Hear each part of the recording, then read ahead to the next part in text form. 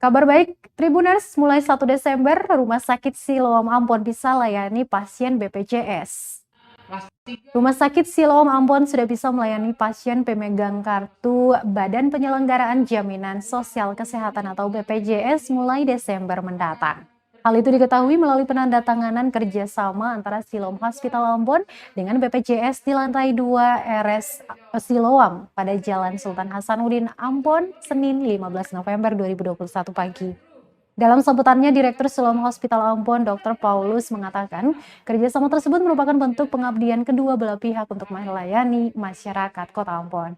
Dia melanjutkan saat konferensi pers, Kota Ambon kekurangan pasien BPJS kelas 1 dan kelas 2. Untuk itu, Siloam Hospital Ambon akan berusaha memenuhi hal tersebut. Di tempat yang sama, Kepala BPJS Cabang Ambon, Happy Rumondang Pakpahan mengingatkan RS Siloam agar tidak pandang bulu dalam melayani masyarakat yang membutuhkan pelayanan kesehatan.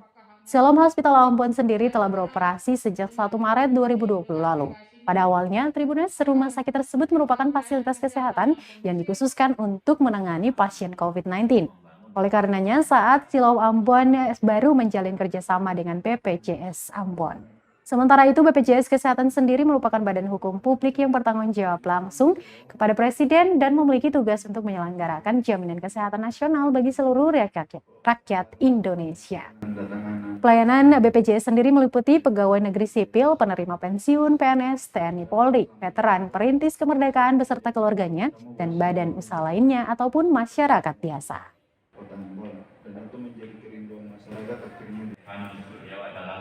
Dokter urologi pertama yang ada di Maluku. Yang berikutnya kita juga ada di sini Dr. Ida Bagus, beliau adalah dokter anestesi.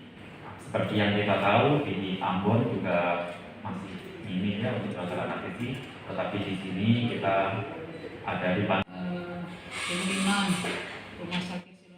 Terima kasih sudah nonton. Jangan lupa like, subscribe, dan share ya.